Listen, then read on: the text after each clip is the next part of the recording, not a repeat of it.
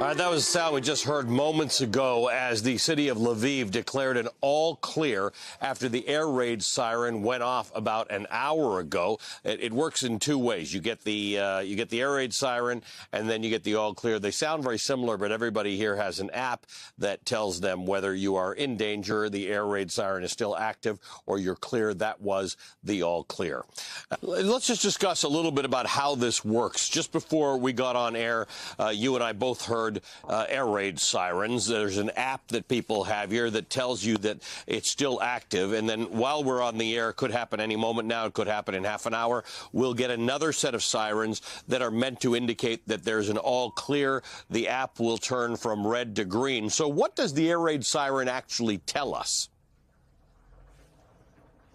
The air raid siren covers a large swathe of territory. It's not just Lviv. It covers a lot of the neighboring vicinities around Lviv. So it could be something incoming anywhere in a large region. And obviously, as you mentioned, when that first siren comes on, it's telling people to leave their hotel rooms, leave their apartments, and go to a designated shelter that's close to them. And I have to point out, Ali, most of these places are not bomb shelters. They're just basements. So it's quite a basic shelter just to, seek cover from flying debris or something. But if something was to land right on top of one of those shelters, it's not going to give the people underneath much protection.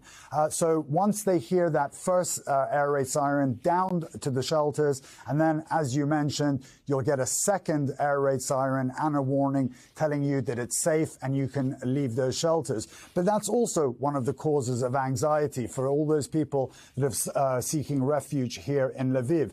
They've escaped these terrible situations in the east, in Mariupol, which 90% of it has been decimated. They're feeling somewhat safe here. Many of them mothers with young children, elderly people. So at 3:30 in the morning, when you hear an air raid shelter, you're woken up with a bit of a shock. You have to shuffle down into a basement. It's usually dark. You don't know how long you have to stay there. And that unnerves people in a place they're meant to feel safe.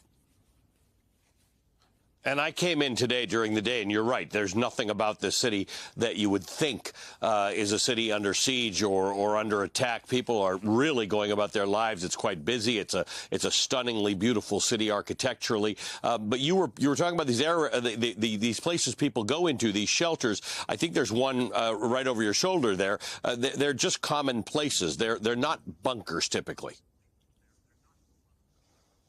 Exactly. They're not bunkers. I mean, just where you are, I was staying at the location that you're reporting from right now. The nearest air raid shelter to you is that school just opposite you. And the air raid shelter is in a gymnasium in the basement of that building.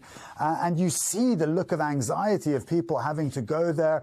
They look kind of shocked coming down the lift, carrying whatever they could scramble together, their children, many of them with their pets, dogs, cats, going into these places and wondering how long they have to stay there. And even worse, wondering, oh my goodness, is Lviv now a target? Are we going to get hit the same way we got hit in Kyiv, in Mariupol, in Kharkiv? So it is a very unnerving situation. You mentioned the one behind me. As soon as I heard the air raid shelter, I stepped out, air raid siren, I stepped out into the balcony, and you could see people, sort of dazed a little bit, running into an underground facility. I'm not sure what the one behind me is, but it's not terribly comforting to have to do that.